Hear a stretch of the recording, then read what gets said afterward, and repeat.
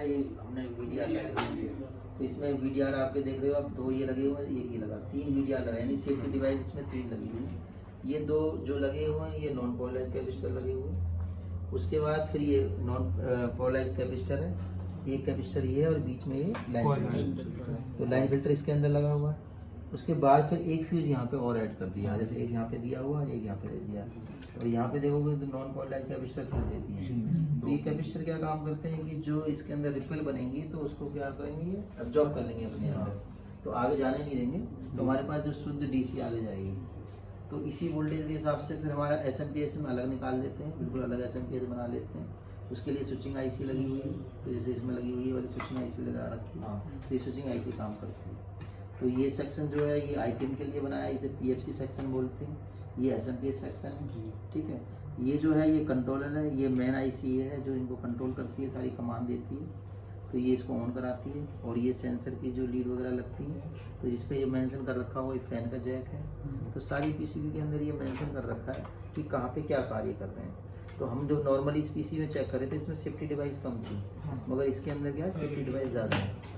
तो ये जब सेफ्टी डिवाइस से आगे करंट जैसे जैसे गुजरेगा तो ये फिल्टर होकर यहाँ तक आ जाएगा हमारे पास। फिर हम इसको आगे की तरफ जब लेके जाएंगे तो फ्यूज लगा लेंगे यहाँ पे, तो फ्यूज लगाने के बाद इसको यहाँ से एक जैक लगेगा, तो जो हमारे रिएक्टर कॉइल के लिए जाएगा, तो रिएक्टर कॉइल से जब आएगा तो तब उसके साथ ये ऐड करा जाएगा। तो इसमें डबल प्रिंटेड ये सर्किट होती है, पीछे भी प्रिंटेड होता है सर्किट, तो पीछे से भी आप चेक कर सकते हो कि किस तरीके से आ रहा है। तो फ्यूज का जो यहाँ से लगा हुआ है, तो यहाँ से फ्यूज यहाँ है, सप्लाई यहाँ पे आ जाती है, इस तरीके से इसको समझ लेते हैं। फिर ये कॉइल लगी हुई है, यहाँ से ये देखो लाइन फिल्टर लगा हुआ है, तो ये इसको क्रॉस कर देता है।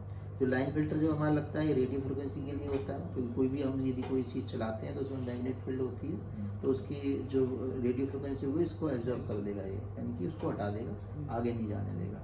और ये जो लगे हुए नॉन पोलराइज कैपेसिटर है दोनों, तो ये इसके रिपिल के लिए और सर्ज वोल्ट के लिए लगाए जाते हैं। उसके बाद फिर यहाँ पे जो है आगे ये जो थिम्बल लगा हुआ है इससे रिएक्टर कॉइल के लिए उठा लिया जाएगा।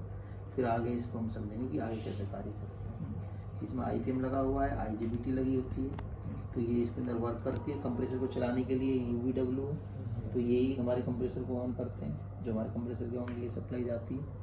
तो ये जो सेक्शन होता है, लेकिन आईजीबीटी इसको सपोर्ट करता है। वो कैसे सपोर्ट करता है कि जब हमारी इलेक्ट्रिसिटी जब ऑन होता है कंप्रेसर, तो लो स्पीड से हाई की तरफ जाता है, एक से प्रॉपर वोल्टेज नहीं लेता है, तो पहले लो वोल्टेज चलेंगे, फिर धीरे धीरे ये धीरे धीरे स्पीड बढ़ाएगा अपने। तो उस जब करंट कम होगा तो ये आईजीबीटी उसको पूर्ति करेगा उसके लिए, क्योंकि ये स्विचिंग कराने लगेगा फिर। तो हमारी क्या करेगा, जो वोल्टेज है इसको प्रॉपर 300 प्लस बना के रखेगा, इसको ड्रॉप नहीं होने देगा। तो इसके लिए हमें आईजीबीटी लगाया जाता है। इसके अंदर रेक्टिफायर है जो हमारा डीसी को कन्वर्ट कर रहा है, जो हमारी एसी करंट आएगा तो उसको डीसी में कन्वर्ट कर देगा। तो ये सेक्शन जो आता है ये पूरा पीएफसी सेक्शन में आता है। फिर ये आईपीएम सेक्शन आ जाता है। इधर हमारा क्या होता है, ये एसएमपीएस सेक्शन है। फिर हमारा मदरबोर्ड का मेन सेक्शन है। तो इसमें ड्राइवर आईसी भी लगी होती है, तो उसे हम आगे समझेंगे कि वो किस तरीके से काम करती है, जो आईजीबीटी को ऑन कराती है। तो हमारी जो मेन आईसी है उससे सिग्नल जाते हैं, तो जो सिग्नल यूवीडब्ल्यू के लिए आते हैं हाई और मीडियम, वही सिग्नल हमारे आईजीबीटी को ऑन कराने के लिए जाते हैं। तो जैसे ये जिस तरह ये काम करेगा, स्पीड बढ़ाएगा, उसी हिसाब से इसके वोल्टेज भी बढ़ेंगे, तो ये उसी हिसाब से स्पीड से स्विचिंग कराने लगेगा। तो कभी भी हमारी जो पीसीबी है, तो हम शुरू में इसी सेक्शन को समझेंगे, जो पावर सप्लाई का सेक्शन है, जो पीएफसी सेक्शन है, कि ये किस तरह काम कर रहा है। उसके बाद फिर हम आगे आईपीएम पे चले जाएंगे।